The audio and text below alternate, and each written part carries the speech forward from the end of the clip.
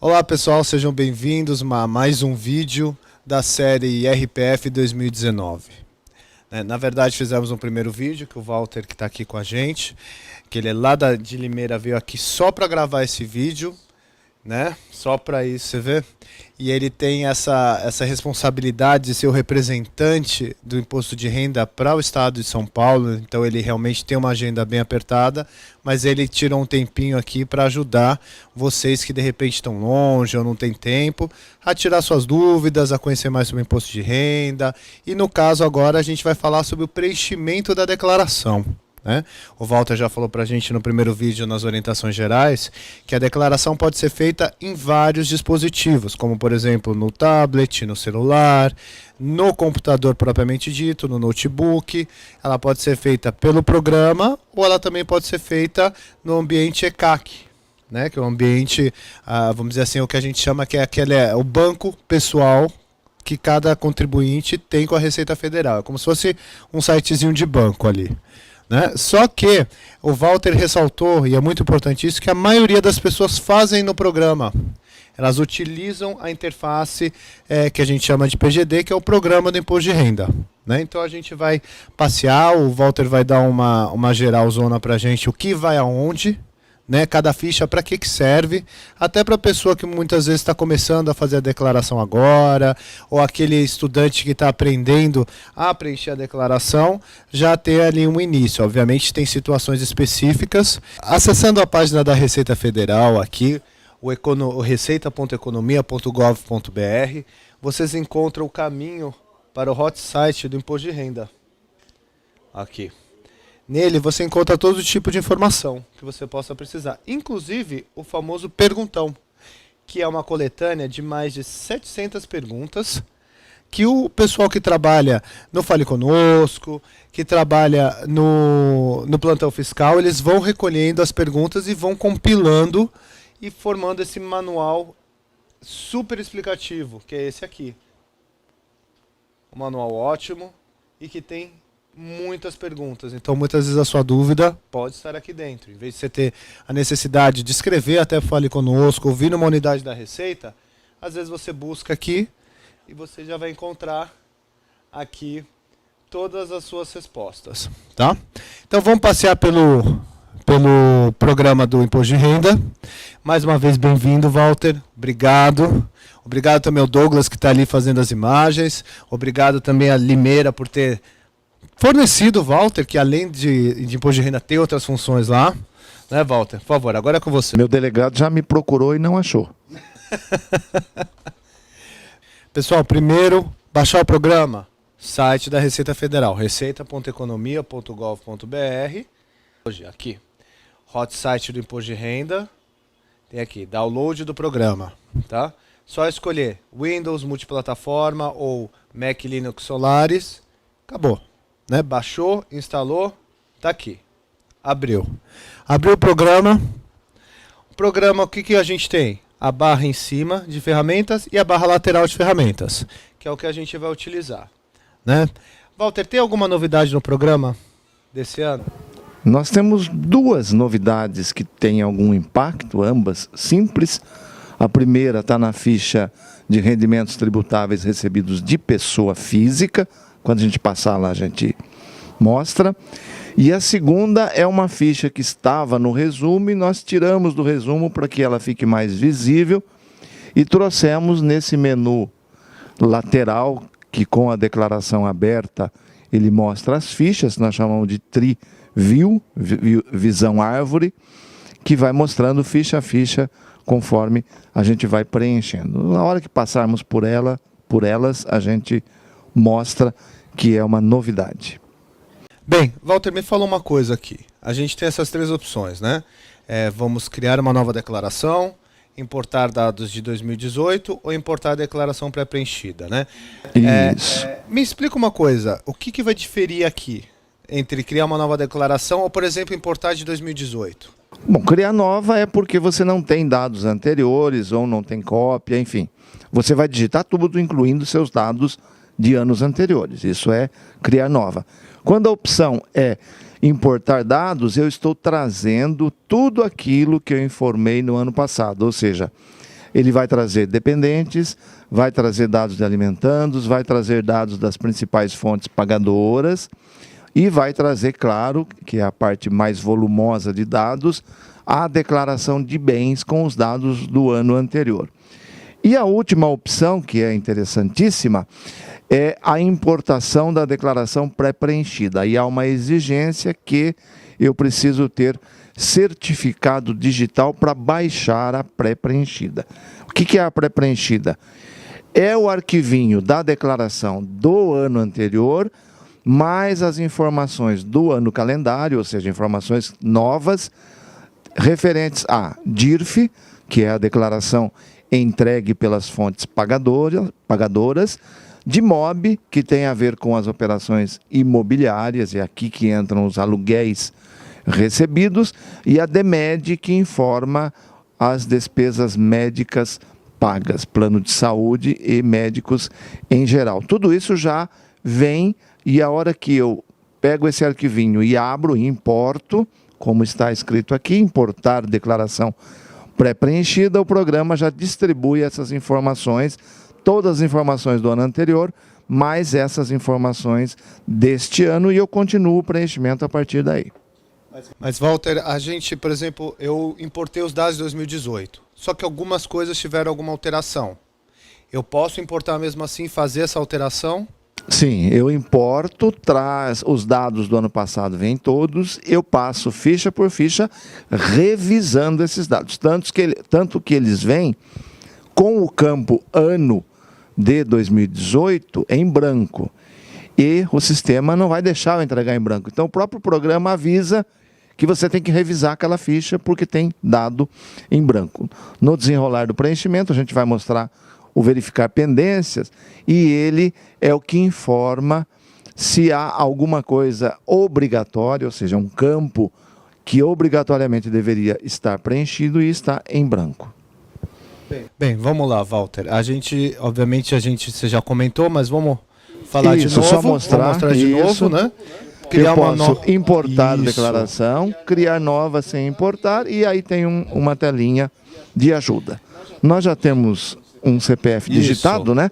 Nós vamos partir dele, então a gente vai no abrir, né? Aqui, na verdade, a gente tem só para mostrar as opções. As opções, né? O Walter até já comentou. Isso, as 3 declarações possíveis de serem feitas nesse mesmo aplicativo. Nós já temos uma declaração previamente preenchida. Eu começo, uma coisa importante, não é deste ano, já é ano passado e retrasado, nós criamos essa tela inicial, nós chamamos de início, para facilitar o preenchimento. Aqui nós exibimos o atalho para aquelas fichas que eu mais utilizo, com base no que eu recuperei da declaração do ano anterior ou com base naquilo que a gente sabe que o contribuinte mais utiliza. Aí eu tenho o atalho, que nada mais são do que partes daqueles menus que estão lá em cima, menu horizontal, ou mesmo do menu Triview aqui do lado esquerdo do programa. Conforme eu vou abrindo as minhas janelas, ele vai mantendo a janela aberta aqui. Aí eu posso colocar como favorito, enfim, tem outras coisas, nós não vamos perder muito tempo porque não é o nosso objetivo. Vamos para a primeira ficha, que é a identificação do contribuinte. Aí tem uma coisa importante a ser destacada, que está no meio aqui da declaração. Um dos declarantes é pessoa com doença grave ou deficiência física ou mental. Vejam que é um quadrado para você assinalar. Você clica, ele fica marcado sim. Se não clicar, ele está como não. Essa informação é importante. O texto utilizado é um dos declarantes. Por que um dos declarantes? Numa mesma declaração, eu tenho 3 tipos de declarantes: o próprio declarante ou titular, o dependente e o alimentando. Um dos 3, havendo um deles que se enquadre em moléstia grave ou deficiência, eu devo assinalar aqui, somente neste caso. Qual a função dessa marcação? Atendimento à prioridade legal. Portanto, assinalar significa que, sob as penas da lei, você está declarando que tem direito à prioridade. Portanto, não se deve clicar aí quando não há nenhum participante da declaração que se enquadre numa dessas condições. Os demais dados são tranquilos, é dado de preenchimento do contribuinte, dados pessoais, lembrando que quando você recupera dados do ano anterior, essas informações já vêm devidamente preenchidas. Aqui um outro destaque, Luiz, é a questão do houve mudança de endereço. Veja que o programa não traz assinalado nem sim nem não. E é um campo obrigatório. Então, se você não ver a informação, não passar por ela, vai dar um erro. Lá na hora da verificação de pendência, vai mostrar que você não preencheu. Exatamente para que você tenha certeza com relação ao endereço. Eu vou informar que mudei de endereço quando efetivamente eu quero que a minha declaração altere o meu endereço no CPF. Se eu digitar não, ainda que eu coloque um endereço diferente daquele que está na base, o sistema não processa. Então, a chave para alterar endereço é responder sim e preencher corretamente todos os dados. E essa, inclusive, Walter, é uma boa oportunidade da pessoa manter o seu cadastro com a Receita Federal atualizado, né? Isso é muito importante, porque é dever do contribuinte. O contribuinte não altera. A Receita precisa mandar uma intimação para ele. O que vai acontecer? Ela vai mandar, o correio não vai localizar, vai devolver. Manda de novo, o correio devolve. Aí o contribuinte vai ser cientificado de alguma coisa através de edital. A lei diz o seguinte: quando o contribuinte não é encontrado, publica-se, afixa-se na repartição da jurisdição do contribuinte uma lista, que é o edital, e ele é considerado notificado ou intimado. Portanto, sem ele saber, ele vai estar em mora, ou seja, vai estar em atraso com alguma coisa. É fundamental sempre o endereço estar atualizado. Vamos para dependentes? Dependentes e alimentando, a gente explica no mesmo lote. Por quê?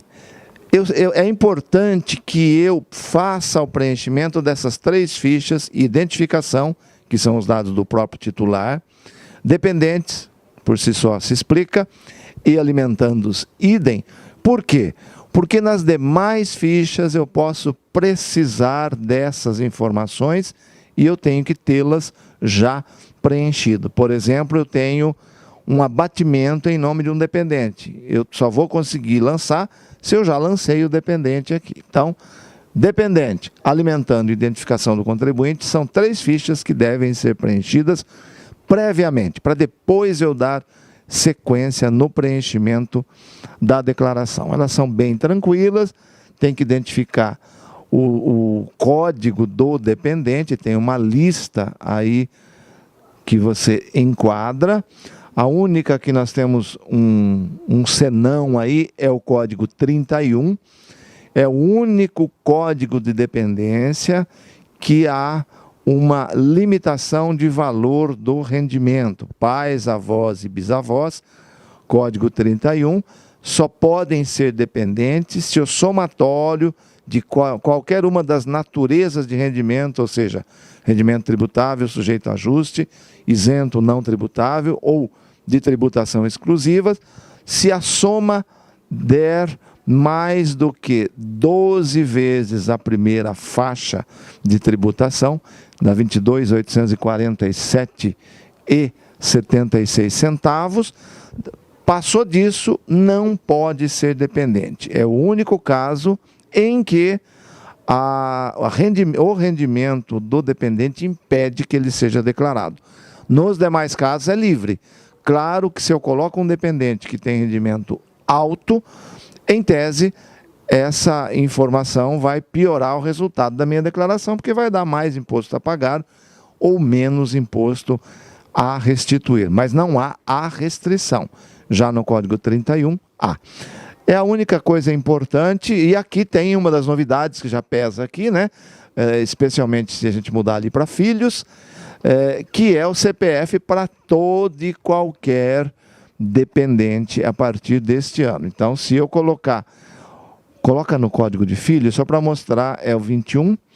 Veja, já vem com o triângulozinho vermelho, porque não está preenchido. Ou seja, independentemente da data de nascimento, o CPF é obrigatório. Então, esta é a nova situação da declaração para este ano. Qualquer dependente tem que ter CPF. Já podemos ir para as fichas.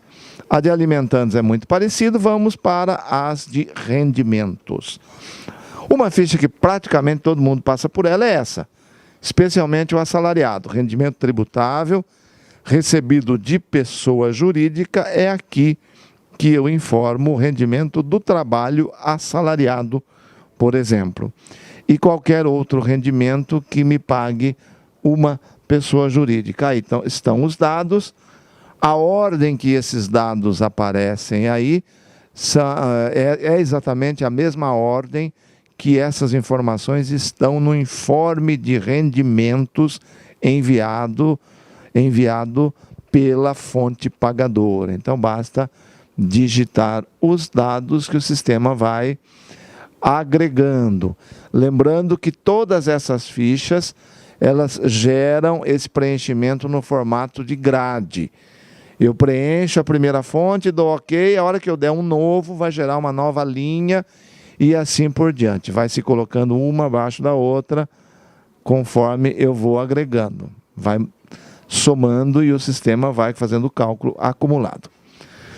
Segunda ficha, rendimento recebido de pessoa física, rendimento tributável recebido de pessoa física e do exterior, e é uma ficha que nós temos uma pequena novidade. Lembrando que essa ficha já há alguns anos foi modificada, quando algumas categorias profissionais passaram a ter a exigência legal de individualizar os recebimentos, informando CPF e valor recebido de cada um. A partir desse momento, a ficha precisou ter duas abas. A primeira aba para essa informação detalhada e a ficha antiga ficou sendo a segunda aba, outras informações. E é aqui que nós temos a novidade. Pensão alimentícia e outras ali em rendimentos, pensão alimentícia e outros, é a coluna onde até o ano passado simplesmente estava escrito outros. Agora nós destacamos pensão alimentícia e outros. Por quê? Porque a pessoa se confundia e ao invés de colocar a pensão alimentícia aqui, porque não aparecia, colocava lá na outra ponta onde está escrito deduções pensão alimentícia. E aí a declaração ficava errada, esse contribuinte iria para malha. É tranquilo, aqui o preenchimento é mês a mês. Aquele contribuinte que tem carnê-leão, por exemplo, de aluguel recebido, é aqui que ele informa, mês a mês, e o recolhimento mensal, se houver, do carnê-leão. Rendimentos isentos e não tributáveis. Essa ficha, ela tem um número de linhas, é uma das fichas com mais números de linhas que nós temos. A forma de incluir é a mesma, é individualizado, mas a hora que você entra na lista, roda até o final para mostrar quantas informações distintas ela pode ter. Olha lá, 26. Se o contribuinte tiver informação para todas essas linhas, essa é uma ficha que tem 26 linhas, 26 informações distintas. E aí você vai lançando os rendimentos lá, e aqui, pode rodar, vai até o 26, aqui nós temos o acumulado. Na aba rendimentos eu vou lançando e na aba totais ela vai demonstrando por item conforme eu acumulei. Tributação exclusiva é uma natureza de rendimento que tem o efeito na declaração apenas patrimonial, ou seja, ela vai gerar, vai informar caixa para que eu adquira um bem, um direito, uma aplicação financeira, etc. Mas é algo que já está tributado. Ela só tem um efeito informativo para que a minha equação patrimonial fique correta, mas daqui não sai tributação. São rendimentos que, vejam que tem poucos rendimentos que são preenchidos diretamente na ficha. Boa parte dos rendimentos dessa ficha vem através de importação de outras fichas e demonstrativos. Por exemplo, uma informação que vem para cá, o 13º salário. Eu digito lá no início, para ficar coerente com o informe de rendimentos, eu digito lá dentro da ficha de rendimentos tributáveis recebidos de pessoa jurídica, a primeira ficha que nós vimos. Só que ao digitar o 13º, ele vem parar aqui depois. Por quê? Porque ele é um rendimento sujeito à tributação exclusiva. Outra ficha que alimenta esta. Ficha não, demonstrativo até. Quando eu tenho um ganho de capital, eu importo o ganho de capital, o ganho de capital vem para essa ficha aqui. Os dados da tributação exclusiva vêm para cá. Vejam o resumo. Ó. É linha 2, ganho de capital na alienação de bens e direitos, e linha 3, quando é moeda estrangeira, alienação de bens e aplicações. E todas as demais. Vocês vejam que eu tenho lá como rendimento, acho que 4 itens, e aqui eu tenho 12. Significa que a diferença entre essas duas abas vem de outras fichas ou de outros informativos. Lembrando mais uma vez que esses rendimentos não são tributados na declaração, já estão tributados e aqui são informados pelo seu valor líquido, ou seja, valor do rendimento menos o imposto. Aqui é rendimento que, por qualquer motivo, esteja com a exigibilidade suspensa, como, por exemplo, eu tenho uma ação que me impede que a fonte pagadora retenha imposto. Sei lá, uma determinada verba trabalhista está com exigibilidade suspensa, porque há uma ação que tenha esse efeito suspensivo, mas não há uma decisão definitiva ainda. Então, é aqui que eu informo esse rendimento. E se está com exigibilidade suspensa, também é informativo e não gera efeito tributário. Essa próxima ficha, rendimentos recebidos acumuladamente, é uma das fichas mais novas da declaração.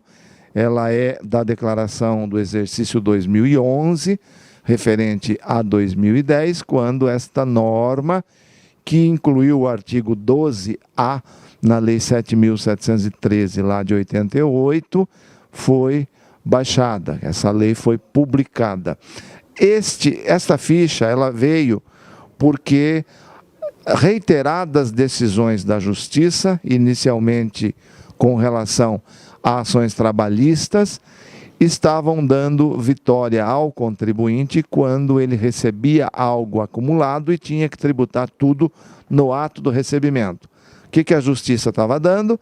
Que aquele valor que ele está reclamando não é do dia que ele recebeu, mas sim de vários anos anteriores que foram reclamados. E aí, essa lei veio resolver essa questão. Por quê? Voltar no tempo para calcular era quase impossível, porque às vezes a ação se arrastava por 10, 15 anos.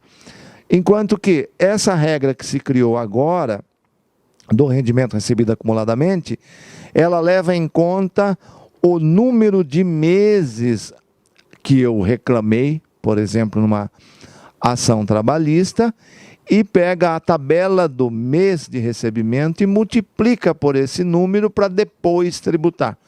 Então, ele é uma saída intermediária entre o que o contribuinte pedia e o que a Justiça dava. Só que de uma forma justa para o contribuinte, ele vai pagar menos imposto e mais fácil de calcular, que foi essa a grande sacada com essa legislação.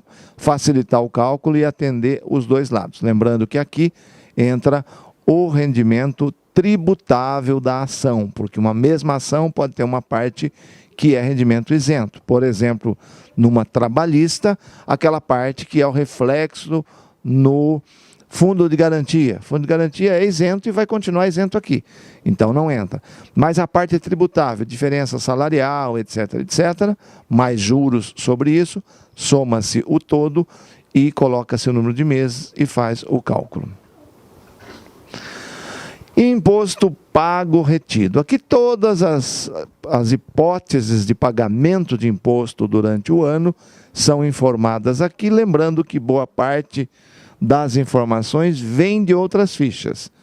Nós temos pode ver que nós temos 7 fichas que não estão abertas para preenchimento. Por quê? Porque a informação vem de outras fichas e outros demonstrativos. Todos os impostos que eu vou pagando durante o ano vêm para cá, digitando na ficha ou de outras fichas onde eu já informei esses dados. Ficha pagamentos efetuados. É aqui que eu informo os pagamentos que eu faço por serviços tomados. Aí nós temos a lista, alguns desses códigos são despesas que inclusive são dedutíveis, como por exemplo, pensão alimentícia, como despesas com instrução, despesas médicas, entre outras que eu vou informando aqui e são redutoras da minha base de cálculo do imposto de renda.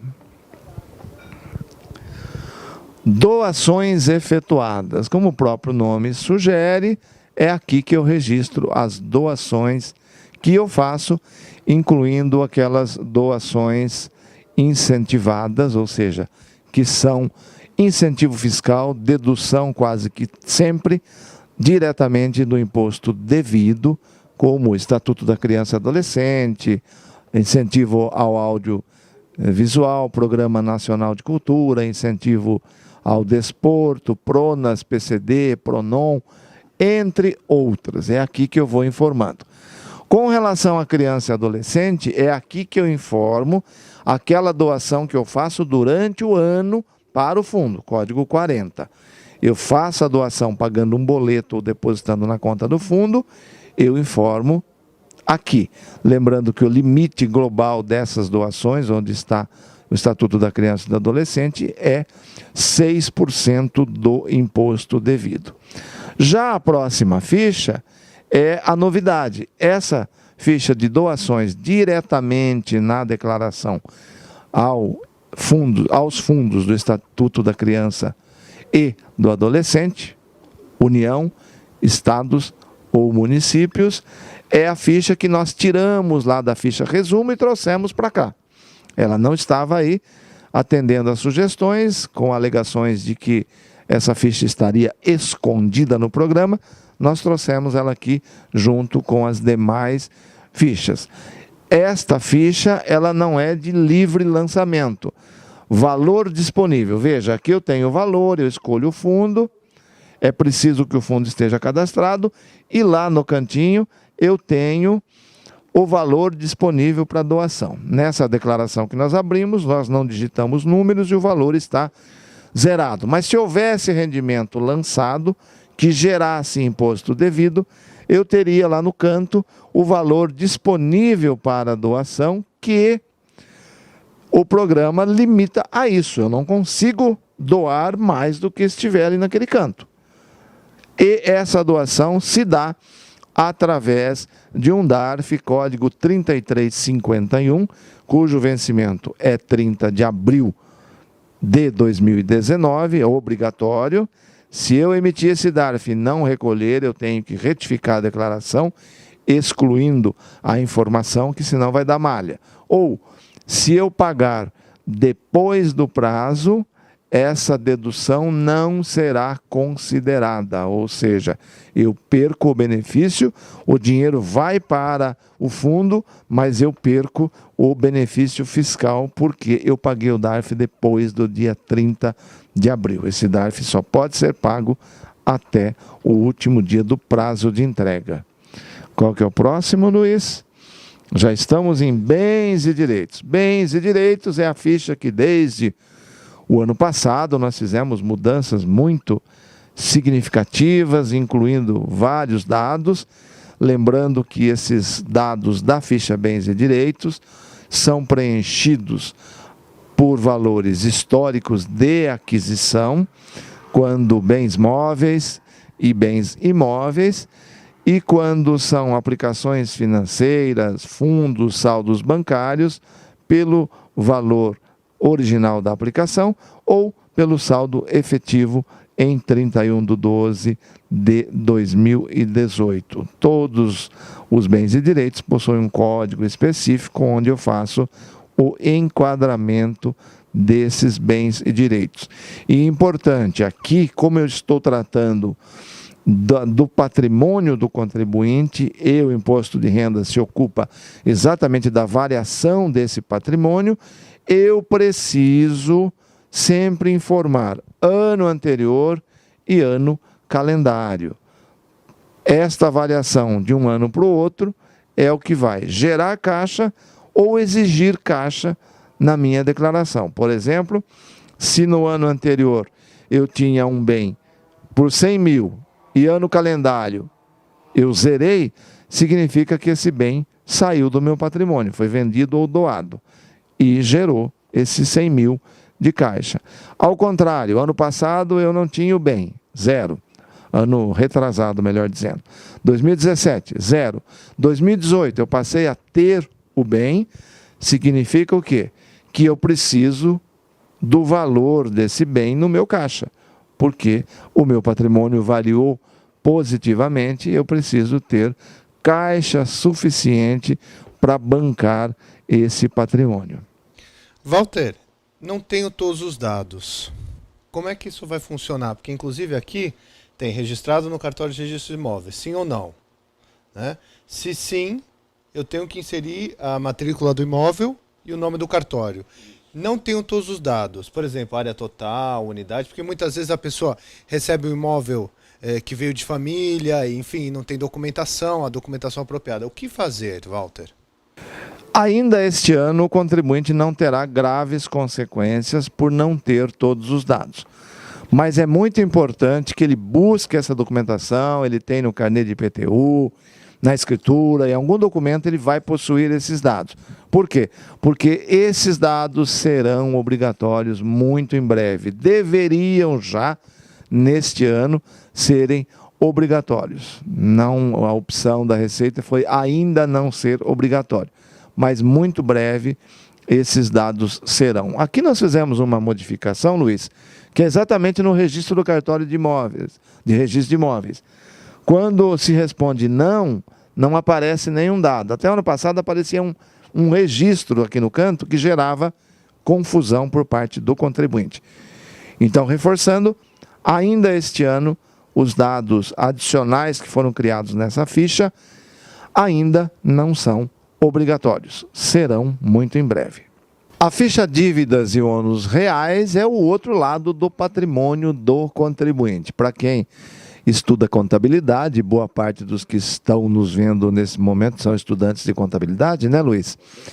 Então fica fácil usar essa linguagem. Enquanto que lá na declaração de bens eu tenho a aplicação dos meus recursos, né? Quando um bem novo aparece ou um saldo existente, ele é aumentado, então ele exige caixa, ele é uma aplicação de recurso. Lá na declaração de bens eu tenho uma origem de recurso também, quando um bem é vendido, quando um bem é baixado do meu patrimônio. O mesmo acontece nessa ficha agora, que é a ficha de dívidas e ônus reais.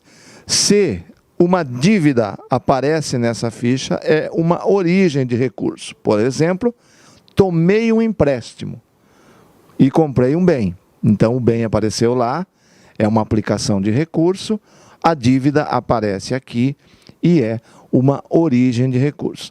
Quando eu tinha uma dívida do ano anterior e esta dívida diminuiu, significa que eu paguei. E uma dívida que reduz de tamanho, que diminui, ela exige caixa, ela exige uma origem para aqueles recursos que eu apliquei ali para quitar ou reduzir a dívida. E aqui uma informação muito importante. Eu não informo nesta ficha valores referentes a bens financiados quando esses bens, os próprios bens, são garantia do empréstimo ou do financiamento, que é a linguagem mais adequada. Eu explico melhor. Você adquire uma casa. A casa vale R$500 mil. Você não vai colocar aqui a dívida com o agente financeiro dessa casa adquirida. E também não vai colocar o 500 mil, que é o valor da casa, lá na declaração de bens. Lá na declaração de bens, você declara entrada mais parcelas pagas, que é isso que seu caixa permitiu pagar naquele ano. E aqui você não coloca nada. E à medida que esse bem vai sendo pago ou quitado, você vai adicionando ao valor dele as parcelas pagas. Então eu recapitulo, porque isso é muito importante e erram muito nessa informação. Isso, Walter, é uma coisa que a gente coloca aqui na discriminação, né? A informação. A informação sim. sobre a quantidade de parcelas pagas, o valor das parcelas pagas. Exato, exato. E o somatório no campo valor. Isso é muito importante porque contabilmente eu não posso lançar algo que seja uma aplicação de recurso, por exemplo, o valor da casa por inteiro, que o sistema vai procurar o valor inteiro de rendimento, e eu não tenho. Então, sempre que eu financio um bem, que o próprio bem é garantia do financiamento, eu não informo dívida e eu informo na declaração de bens apenas entrada e valores pagos em cada ano, vou somando em cada ano, até que o financiamento termine. Basicamente, isso vale para imóveis e para veículos, porque o próprio veículo é garantia e hoje, antigamente era diferente, mas hoje, desde o evento da Lei 10.406 de 2002, que é o nosso Código Civil, nós não temos mais para os imóveis a hipoteca.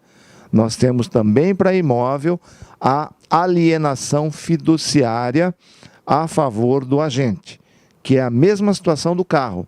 É exatamente igual hoje financiar um imóvel ou financiar um veículo. Em ambos os casos, você tem a propriedade limitada com reserva de domínio e a posse. Você está morando no imóvel, mas ele não é plenamente seu enquanto a última parcela não for paga. Por isso que você não põe a dívida. A ficha espólio, por que ela está aí se a nossa declaração não é de espólio? A explicação é simples. Porque quando a pessoa falece, no ano do falecimento, eu já tenho a situação de espólio. E neste momento eu já tenho a necessidade de definir um inventariante, um responsável legal perante o fisco.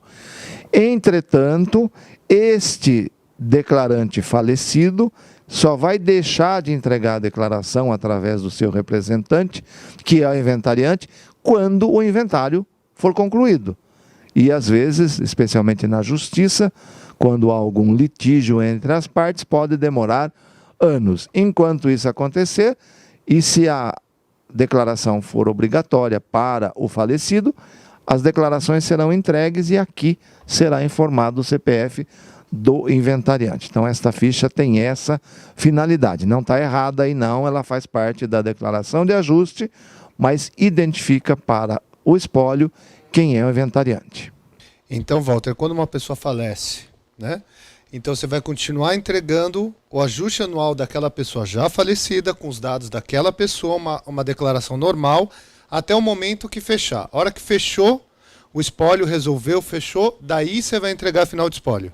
Isso, lembrando que nós chamamos, eu até não gosto muito dessa denominação, eu acho imprópria, a Receita chama de declaração inicial de espólio, que é no ano do falecimento, quando se refere ao ano calendário do falecimento, e intermediárias de espólio, as próximas antes da final de espólio.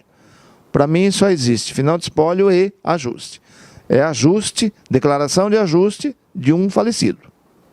Para mim não é intermediária inicial, mas é uma nomenclatura que é utilizada oficialmente é isso, mas eu discordo um pouco dessa posição. Enquanto essa declaração do contribuinte falecido é feita, eu sigo as mesmas regras de obrigatoriedade da declaração de ajuste anual de qualquer outro declarante. Ou seja, o espólio vai declarar se ele se enquadrar em uma das condições. Não se enquadrou, ele vai continuar esperando sair a conclusão do inventário para daí entregar a final de espólio. Agora, é muito usual em espólios de valor significativo que, por exemplo, fazendas continuem produzindo. Em nome de quem? Do espólio. Porque ainda não transmitiu o bem para os herdeiros. Então o espólio tem renda. E nesse caso, tem a obrigatoriedade de entrega no CPF do espólio até que se complete o processo de sucessão causa-mortes, que é o trânsito em julgado da sentença homologatória, se for o caso, ou a escritura pública de inventário lavrada em cartório. Essa ficha é uma exigência, inclusive, da legislação eleitoral. Obviamente que ela é utilizada em larga escala em ano de eleição. Quando é ano sem eleição, praticamente ela não é usada, mas ela está aí, que é a ficha para se registrar doações a partidos e candidatos a cargos eletivos. Doação a partido eu posso fazer a qualquer tempo. O partido continua existindo. Doação para candidatos só em época de eleição. Cada candidato tem que abrir um CNPJ, enfim, tem todo um regramento da legislação eleitoral e o imposto de renda só faz cumprir essas normas. As importações que você já... Essa nós já falamos, é uma ficha que concentra todas as importações possíveis, tanto das declarações auxiliares, como da DMED, da informação de despesas médicas, e também da informação de fontes pagadoras. Essa ficha é muito importante e a gente precisa entendê-la. Em qualquer momento do preenchimento, eu posso clicar lá no símbolo do tique verdinho lá, para verificar pendência. Se aparece um triângulozinho amarelo, significa que aquele campo não foi preenchido ou está com algum valor que não seja permitido, mas é só um aviso. Não impede que a declaração seja entregue. Já quando eu tenho o triângulo vermelho, significa erro e, portanto, é impeditivo da declaração ser entregue. Eu não consigo entregar uma declaração que ainda tenha pendências em vermelho, ou seja, erros. E você clica em cima, já vai para o lugar. Isso, ele é um link para a ficha, para o local onde está o erro, ou inconsistência, ou a não informação de um dado, quando é amarelo, né? É o ponto que requer atenção, você clicou, ele já é um link e vai para aquela página. Aqui a gente vai passar muito rapidamente. A atividade rural é algo, foge um pouco do escopo do NAF, né? Mas é uma ficha, a gente não vai nem entrar nas subfichas, tá? Para não perder tempo, porque ela é muito específica. Se eu escriturei o livro caixa da atividade rural, eu importo os dados. Se eu não escriturei, é um caso raro, porque a escrituração do livro caixa da atividade rural, segundo as normas hoje vigentes, deve ser feita a partir de R$ 56 mil de receita bruta anual, que é um valor baixo. Então, via de regra, o contribuinte tem o livro caixa escriturado e aí ele importa de lá todos os dados. Mas é como se fosse uma declaração dentro da declaração. A atividade rural tem um tratamento diferenciado, específico, bastante específico na apuração, tem uma declaração de bens próprias e a forma de se tributar, uma delas é você considerar como tributável 20% da receita bruta. Vamos para a próxima. Ganho de capital. Esta ficha, ela vem, podemos ver lá, importar, tá vendo? Ela não é preenchida dentro do programa, ela vem do demonstrativo de apuração de ganhos de capital e, durante o ano, no momento em que ocorre o fato gerador do ganho de capital, a venda de um imóvel com ganho, com lucro, por exemplo, Naquele momento eu preencho, gero o DARF, recolho e depois exporto o arquivinho gerado e nesse momento importo para dentro da declaração. Então os dados desta ficha vêm por importação.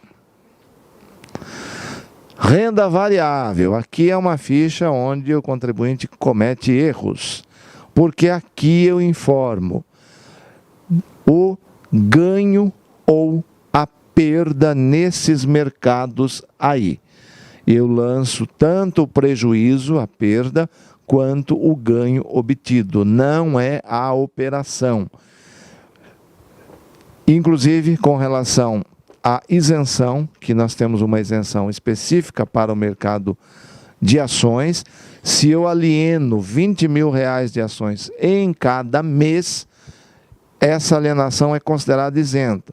Então, eu vendi 20 mil, o meu custo foi zero, ganhei 20 mil. Eu não informo aqui. Se eu informar aqui, eu estou dizendo que aquele ganho é tributável. Depois o sistema vai lançar e o contribuinte vai ter a surpresa nada agradável de receber uma cobrança porque ele informou errado. Então aqui eu informo efetivamente ganho tributável ou prejuízo e não as operações em si. Chegamos no resumo, a tela do resumo, como o próprio nome diz, ela traz tudo que eu informei em todas as fichas que eu já coloquei, tanto com relação aos rendimentos, como com relação às deduções. Nessa aba é rendimentos e deduções. Na aba seguinte, eu tenho o cálculo do imposto. Ali eu vou demonstrar como que eu cheguei na base de cálculos, os incentivos que eu deduzi, enfim. E como é a ficha do cálculo do imposto, vai me mostrar imposto a pagar ou imposto a restituir. Quando eu tenho imposto a pagar, me dá a oportunidade de parcelamento. E quando eu tenho imposto a restituir, abre a tela para que eu informe os dados bancários, uma vez que restituição é paga somente através de crédito em conta do favorecido ou de uma conta em que ele faça parte. A ficha Outras Informações, ou a aba Outras Informações, começa mostrando a evolução ou a involução patrimonial e na parte de baixo as demais informações que não constaram nem nos rendimentos e deduções e nem no cálculo do imposto. Enfim, a ficha, como o próprio nome sugere, ela dá um resumo geral daquilo que eu informei por toda a minha declaração. Inclusive, quando a gente imprime a declaração, o que aparece são essas 3 fichas, né? Do resumo da declaração, né? Exatamente, ela mostra um resumão. No passado, a gente tinha um detalhamento maior da variação patrimonial e mostrava. Hoje tem que ficar mais atento porque não mostra de forma clara aí a variação patrimonial, porque variação patrimonial negativa, ou seja, a descoberto é luzinha amarela ou vermelha para o fisco. Ou seja, o meu patrimônio variou, mas eu não tenho rendimento, então tem alguma coisa errada. Existe um rendimento não informado nessa declaração. Walter, salvei online. Eu posso continuar ela nos outros dispositivos, por exemplo, no outro computador, na internet, no ECAC, ou no tablet e no celular? Pode. E aí tem uma condição fundamental. Ao salvar online, eu tenho que criar uma palavra-chave, uma senha. Salvei online e não guardei essa palavra-chave, eu perco o que eu salvei. Porque a segurança tem que ser máxima, e a segurança máxima é só você sabe a sua senha. Se você salvou online, por exemplo, eu até brinco que a pessoa está no cinema, o filme está chato, ela abre o celular dela e começa a fazer imposto de renda. Aí o filme continua chato, mas o tempo do filme acabou, né? Então ele vai ter que sair do cinema, ele pega, cria uma palavra-chave, salva online aquilo que ele fez no cinema enquanto o filme chato passava. Chegando em casa, ele vai continuar o preenchimento, só que agora no seu micro de mesa, no seu desktop. basta que ele dê um recuperar online, que ele, digitando essa mesma palavra-chave, ele prossegue o preenchimento exatamente de onde ele parou, ele não perde nada. Então, é mais um recurso que o sistema tem.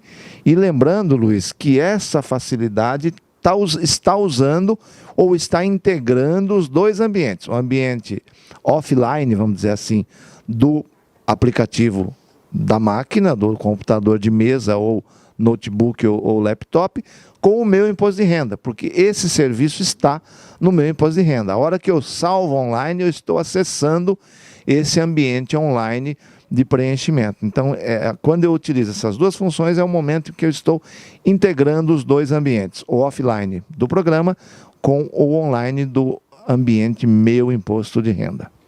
Aqui a gente tem a parte de impressão, né, que a gente pode imprimir ou a declaração inteira, que é resumo, ou se não, cada parte detalhada.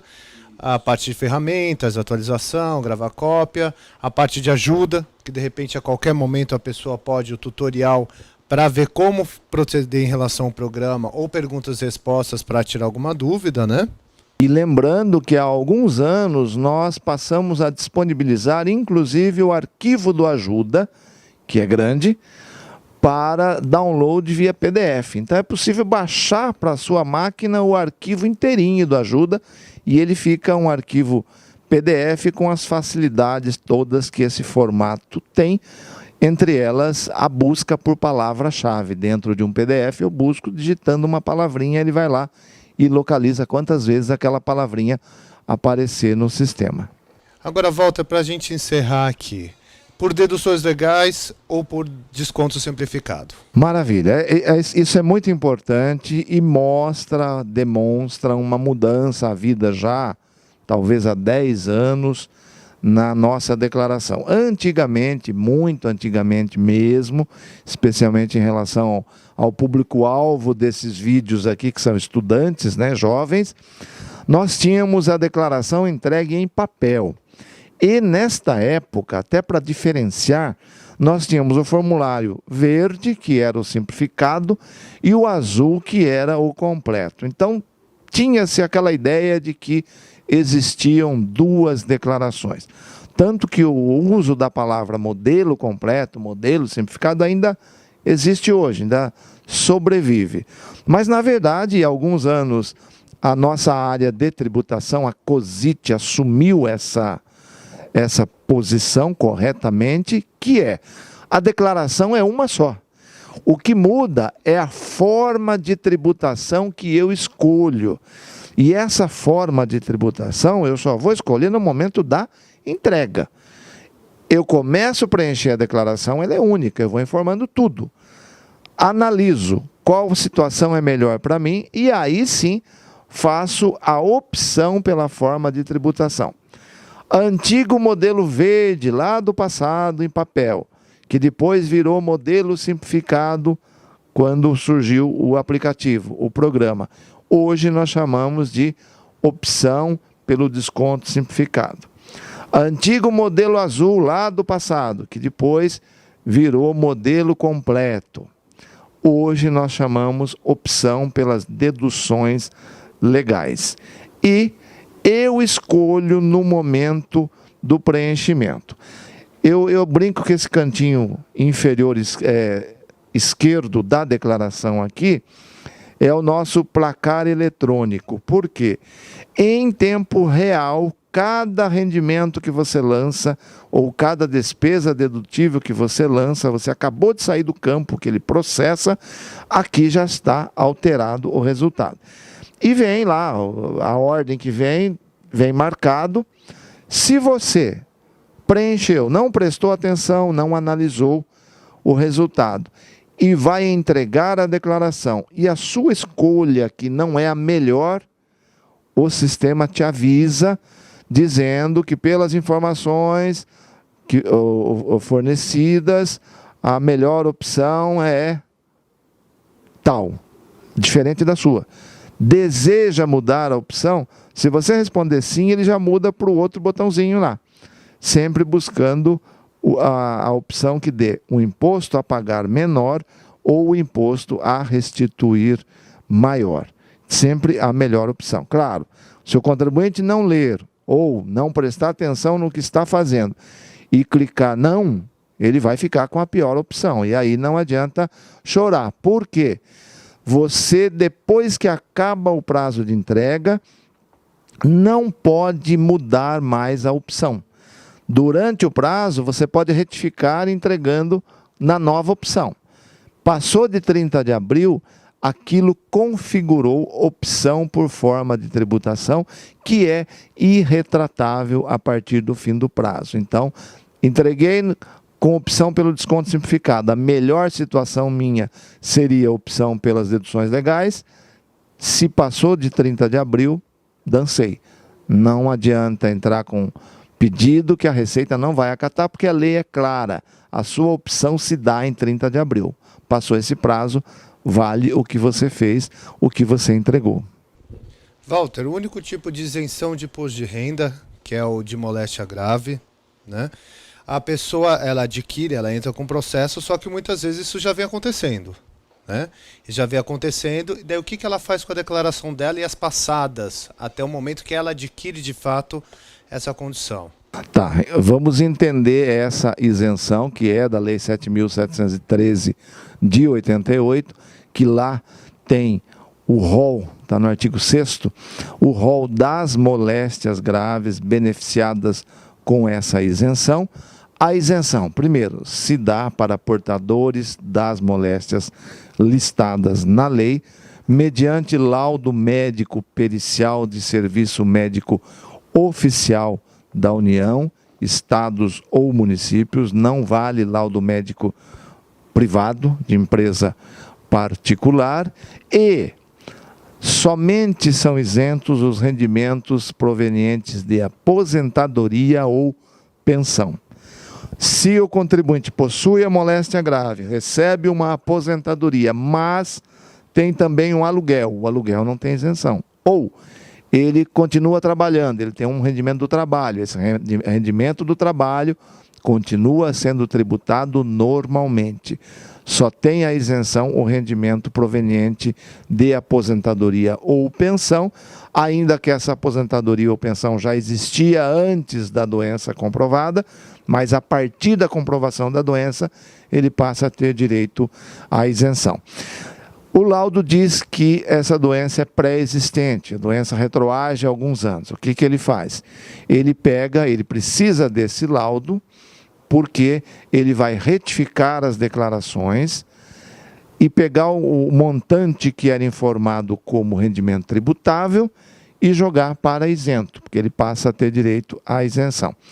Até 2015, está praticamente acabando esse prazo, nós só temos 2015 mesmo, ele tem que entrar com um pedido à parte com relação ao 13º. De 2016 para cá, até o 13º, ele consegue receber de volta, informando na própria declaração de ajuste anual retificadora que ele vai apresentar. Como a informação dele vai ser diferente daquela informação original da fonte pagadora, a declaração dele vai em malha e aí ele tem que apresentar a documentação para liberar essa declaração da malha. Mas ele vai ter direito à restituição integral do imposto retido no período em que o laudo atestar a existência da doença. Eu acho que é isso, Walter, né? Acho que acabou sendo tudo, dando um panorama geral, né, da questão toda. Obviamente, alguma outra dúvida tem que recorrer ou ao site da Receita, ou o plantão fiscal numa unidade da Receita, ou perguntão. E o ajuda é um hábito não muito usual do declarante. O ajuda, ele tem esse nome não por acaso, ele te ajuda a preencher a declaração em tempo real. Você está no campo, fica em dúvida, o que eu informo aqui?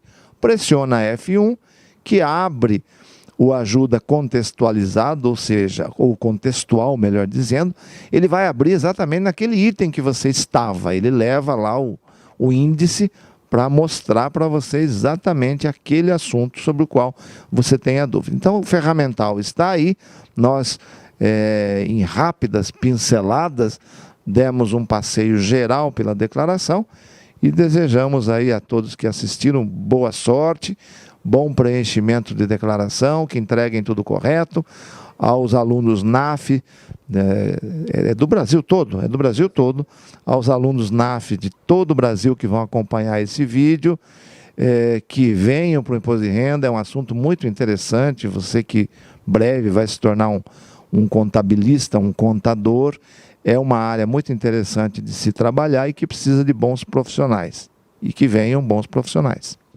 Quero agradecer mais uma vez o Walter por ter cedido o seu tempo e seu conhecimento, pela Delegacia de Limeira também, que emprestou o Walter aqui para a gente para vir gravar, ao Douglas que está ali atrás das câmeras, que ninguém está vendo, mas ele está ali, ele veio da Derate, aqui de São Paulo também, para me ajudar nessa gravação, e muito obrigado principalmente a vocês que estão assistindo a nós. Se inscrevam no canal, nós sempre publicamos vídeos de assuntos de interesse a todos. Eu acredito que o Imposto de Renda é o maior interesse em relação à receita, porque há um número maior de pessoas, mas de toda forma temos outros vídeos e outros assuntos que podem ser de interesse a todos. Muito obrigado, até a próxima.